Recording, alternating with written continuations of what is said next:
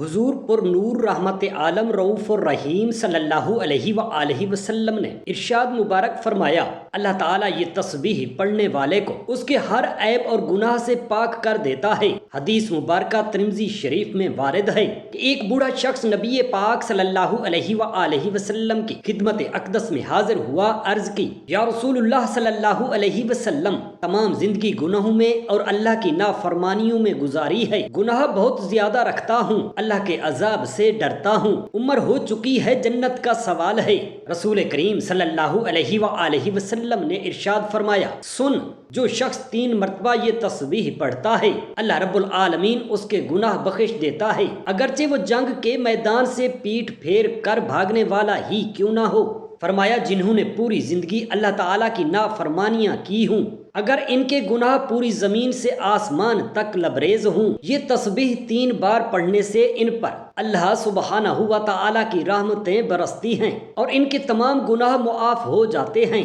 اس بوڑھے شخص نے یہ ارشاد مبارک سن کر نعرہ تکبیر کہا اور روانہ ہو گیا۔ نبی پاک صاحب الاولاق حضرت محمد مصطفیٰ احمد مجتبیٰ صلی اللہ علیہ وآلہ وسلم نے ارشاد فرمایا، یہ شخص اس تسبیح کو پڑھے تو یہ جنت میں داخل ہوگا۔ وہ تسبیح یہ ہے، بسم اللہ الرحمن الرحیم، السلام علیکم ورحمۃ اللہ۔ محترم ناظرین، حضرت انس رضی اللہ تعالی عنہ سے روایت ہے کہ نبی کریم صلی اللہ علیہ وسلم نے ارشاد فرمایا، اللہ تعالیٰ فرماتا ہے، اے ابن آدم، جب تو مجھ سے دعا کرتا ہے اور مجھ سے امید رکھتا ہے تو میں تجھے بخش دیتا ہوں جو کچھ بھی تجھ سے ہو چکا ہو، اور مجھے کوئی پرواہ نہیں۔ اے ابن آدم، اگر تیرے گناہ آسمان کی بلندیوں تک پہنچ جائیں، پھر تو مجھ سے مغفرت طلب کرے تو میں تجھے بخش دوں گا اور مجھے کوئی پرواہ نہیں۔ اے ابن آدم، اگر تو زمین بھر گناہ لے کر میرے پاس آئے، بشرطی کا تو میرے ساتھ کسی کو شریک نہ ٹھہرائے،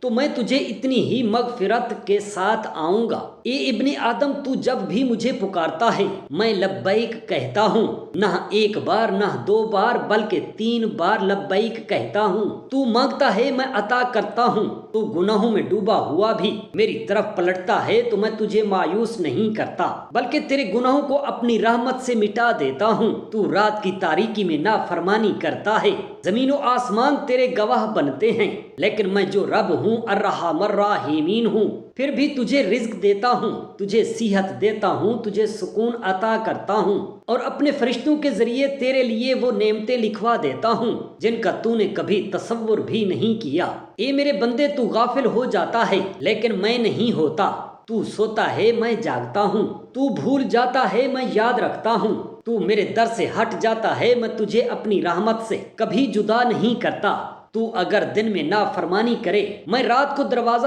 کھولے رکھتا ہوں۔ تو اگر رات کو خطا کرے، میں دن کو انتظار کرتا ہوں کہ شاید آج یہ بندہ پلٹ آئے۔ میں وہ رب ہوں جو تھکتا نہیں، جو کبھی بیزار نہیں ہوتا، جو کبھی دروازے بند نہیں کرتا۔ اے ابن آدم، میں ایک ہوں، میرا کوئی شریک نہیں ہے، میں کسی سے مشورہ نہیں لیتا، ساری کائنات کا نظام میرے اختیار میں ہے، جو چاہوں وہ ہو جاتا ہے، جو روک دوں اسے کوئی بھی کر نہیں سکتا۔ میں علم رکھتا ہوں، میں حلم سے درگزر کرتا ہوں، اور میں اپنی قدرت سے ہر چیز کو بدلنے والا ہوں۔ تو مجھے پہچان، میری طرف لوٹ آ، میں تیرا رب ہوں، میں تیرے پیدا ہونے سے پہلے بھی تیرا مالک تھا، اور قبر کی تنہائی میں بھی تیرا واحد سہارا میں ہی ہوں۔ اے میرے بندے، اگر تو زمین بھر کے گناہ لے کر بھی میرے سامنے آ جائے مگر شرک نہ کرے تو میں تجھے اتنی ہی مغفرت سے بخش دوں گا۔ تو اگر 1 قدم میری طرف بڑھتا ہے، میں 10 قدم تیری طرف آتا ہوں۔ تو اگر چل کر آئے، میں دوڑ کر آتا ہوں۔ بس تو سچے دل سے مجھے پکار، آنکھوں میں ندامت کے آنسو لے آ کہ میں معاف کرنے والا ہوں، اور اگر تو سجدے میں گر جائے تو جان لے کہ میرے در پر گرنے والا کبھی خالی نہیں لوٹتا۔ محترم ناظرین، حضرت ابو ہریرہ رضی اللہ تعالی عنہ سے روایت ہے کہ نبی کریم صلی اللہ علیہ وسلم نے ارشاد فرمایا کہ انسان پر صدقہ واجب ہے۔ اس طرح ایک اور جگہ آپ نے ارشاد فرمایا، تم میں سے جو آدمی بھی صبح کا سورج دیکھتا ہے اس کے ہر جوڑ پر صدقہ واجب ہو جاتا ہے۔ یعنی نبی کریم صلی اللہ علیہ وسلم کے ان ارشادات کی روشنی میں ہمیں پتہ چلتا ہے کہ جیسے ہی ہم پر اگلا دن چڑھتا ہے ہمارے جتنے بھی جوڑ ہیں، یعنی ہمارے جسم میں 360 کے قریب جوڑ ہیں، ان تمام پر صدقہ واجب ہو جاتا ہے۔ لیکن ہم میں سے کتنے لوگ ایسے ہیں جو کہ اپنے جسم پر واجب ہونے والے اس صدقے کو ادا کرتے ہیں؟ ہم میں سے زیادہ تر لوگ تو تب ہی صدقہ دیتے ہیں جب ہم بیمار پڑ جاتے ہیں یا ہم پر کوئی بڑی مصیبت نازل ہو جاتی ہے۔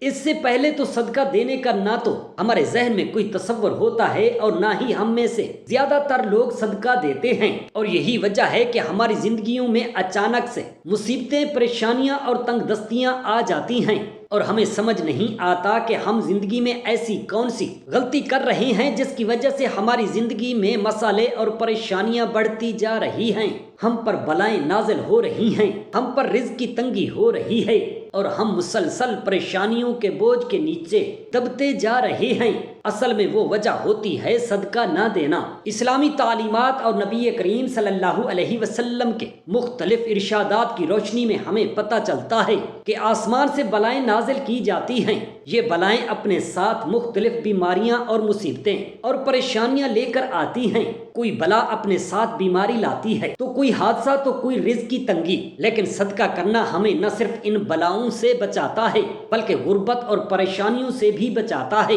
صدقے کی وجہ سے ہمارے رزق اور دولت میں اضافہ ہو جاتا ہے اور گھر میں برکت آ جاتی ہے۔ اس کے علاوہ ہمیں یہ بھی پتہ چلتا ہے کہ صرف مال خرچ کے ہی صدقہ نہیں دیا جاتا، بلکہ اگر آپ کسی کو سلام کرنے میں پہل کرتے ہیں تو یہ بھی صدقہ ہے، پانی پلانا یہ بھی صدقہ ہے۔ اسی طرح صدقہ دینے کے بہت سارے طریقے ہیں، جیسا کہ دو آدمیوں کے درمیان صلح کروا دینا، کسی کو سواری پر چڑھنے میں مدد کرنا، کسی کو اچھی بات بتانا، نماز کے لیے جو آپ قدم بڑھاتے ہیں یہ بھی صدقہ ہے، راستے سے رکاوٹیں اور پتھروں کو ہٹا دینا، دوسروں کو فائدہ پہنچانا، کسی کو دعا دینا، کسی کو پڑھانا یا کوئی چیز سکھانا، کسی کو اچھی بات بتانا، کسی کو مسکرا کر دیکھنا، کسی مصیبت میں پھنسے انسان کی مدد کرنا، وقت نکال کر اپنے ماں باپ کے ساتھ گزارنا، کسی کی طبیعت پوچھنا، کسی کی عیادت کرنا، کسی پر پریشانی یا آزمائش پر صبر کرنا، نیکی کا حکم دینا اور برائی سے روکنا، کسی کو معاف کر دینا اور اس کے باوجود آپ کے پاس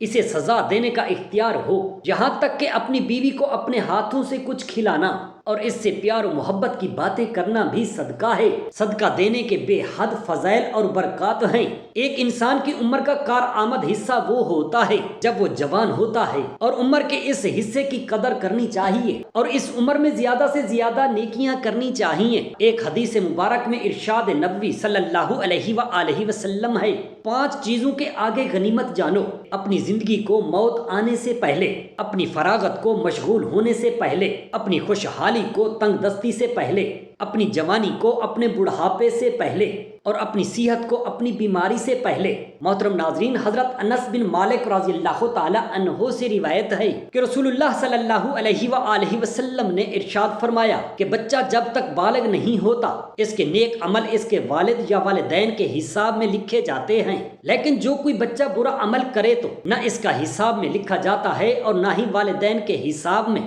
پھر جب وہ بالغ ہو جاتا ہے تو قلم اس کے لیے جاری ہو جاتا ہے، اور 2 فرشتے جو اس کے ساتھ رہنے والے ہیں ان کو قلم دے دیا جاتا ہے کہ اس کی حفاظت کریں اور قوت بھی پہنچائیں۔ جب حالات اسلام میں 40 سال تک پہنچ جاتا ہے تو اللہ تعالیٰ اس کو 3 قسم کی بیماریاں، پہلی جنون، دوسری جزام اور تیسری برس سے محفوظ فرماتا ہے۔ جب 50 سال کی عمر کو پہنچتا ہے تو اللہ رب العالمین اس کا حساب ہلکا فرماتا ہے۔ جب 60 سال کو پہنچتا ہے تو اللہ رب العالمین اس کو اپنی طرف رجوع کی توفیق دے دیتا ہے۔ جب 70 سال کو پہنچتا ہے تو سب آسمان والے اس بوڑھے سے محبت کرنے لگ جاتے ہیں، اور جب اس کی عمر 80 سال ہو جائے تو اللہ رب العالمین اس کے حسنات کو لکھتے ہیں اور سیئات کو معاف فرما دیتے ہیں۔ پھر جب 90 سال کی عمر ہو جاتی ہے تو اللہ تعالیٰ اس کے سارے اگلے پچھلے گناہ معاف فرما دیتا ہے اور اس کو اپنے گھر والوں کے معاملے میں شفاعت کرنے کا حق فرما دیتا ہے اور اس کی شفاعت قبول فرماتا ہے، اور اس کا لقب امین اللہ اور اسیر اللہ فی الارض،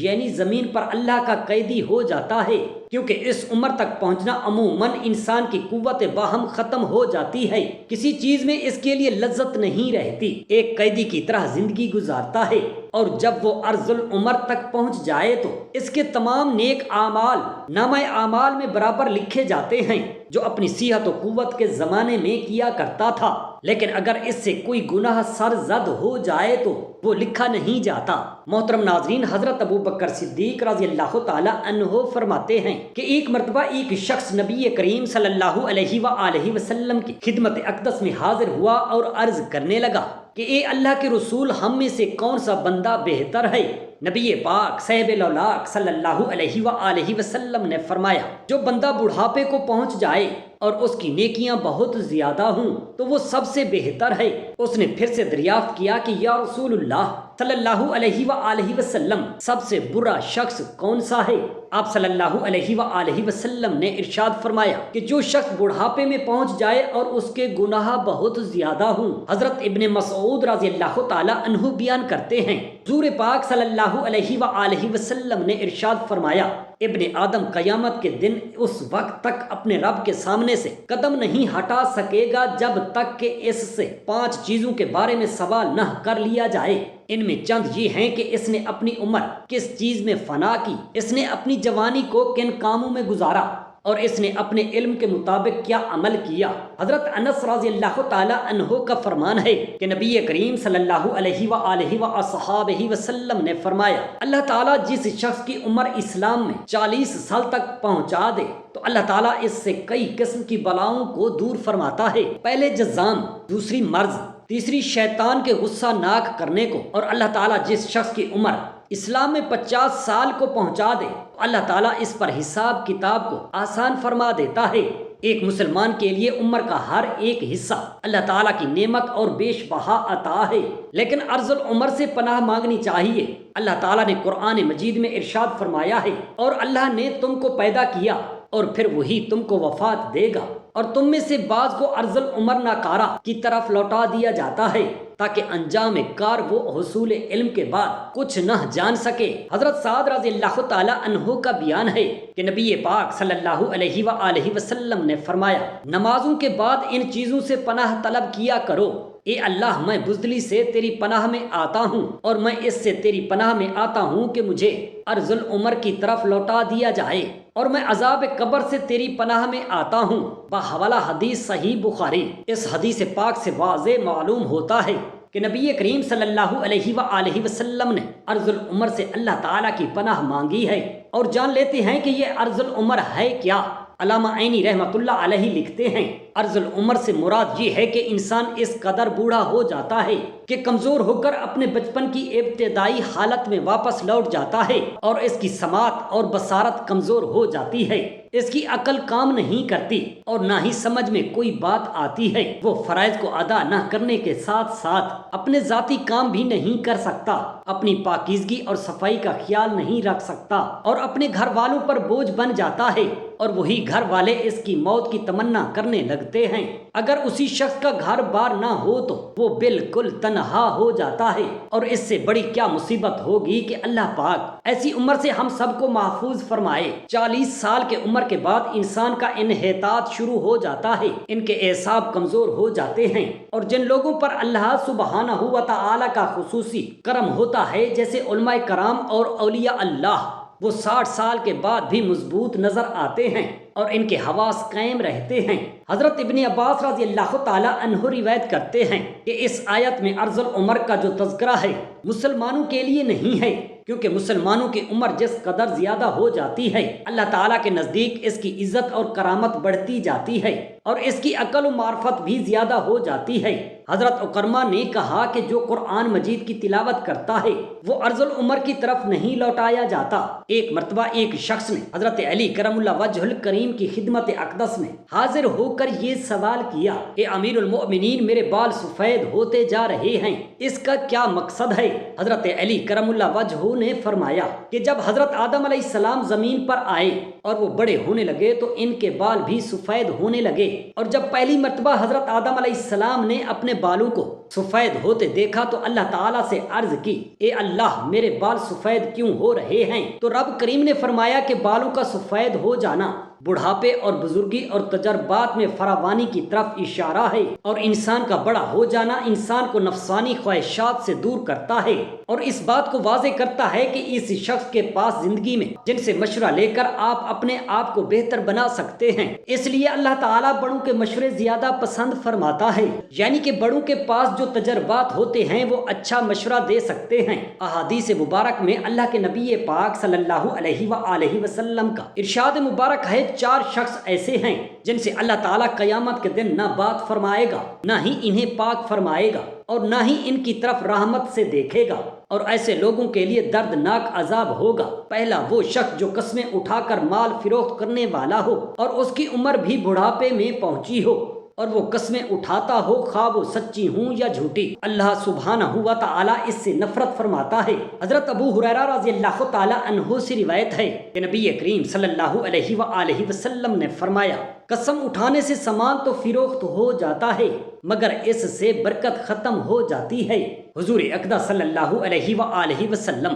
قسم کھانے کو معمولی سمجھنے اور سامان تجارت کو فروخت کرنے اور کمائی کرنے کی خاطر کثرت سے قسم کھانے سے ڈرا رہے ہیں، اس لیے کہ جب کسی سامان پر جھوٹی قسم کھاتا ہے تو خریدنے والا قسم کھانے کے سبب اسے اپنی قسم میں سچا سمجھتے ہوئے یہ سامان تو خرید لیتا ہے، چنانچہ اس کے رزق میں برکت ختم ہو جاتی ہے، بلکہ ہو سکتا ہے کہ منافع کے ساتھ ساتھ حقیقی قیمت بھی ضائع ہو جائے۔ یقیناً جو کچھ اللہ تعالیٰ کے پاس ہے اسے اس کی نافرمانی کے ذریعے حاصل نہیں۔ دوسرا وہ شخص جس کی عمر ہو چکی ہو اور وہ متکبر اور فقیر بھی ہو، یعنی ایسا شخص جس کے پاس نہ ہی تو مال ہے اور نہ ہی دولت، وہ لوگوں کو بڑھا چڑھا کر بتاتا ہے کہ میرے پاس یہ بھی ہے اور فلاں چیز بھی ہے، یعنی ایک تو فقیر اور کنگال اور دوسروں کا دست نگر اور محتاج، اور اوپر سے تکبر کرے کہ اللہ تعالیٰ کو یہ بات ہرگز پسند نہیں۔ اللہ تعالیٰ تو کسی مالدار اور غنی شخص کا تکبر کرنا پسند نہیں فرماتا، تو پھر فقیر اور محتاج تکبر کرے۔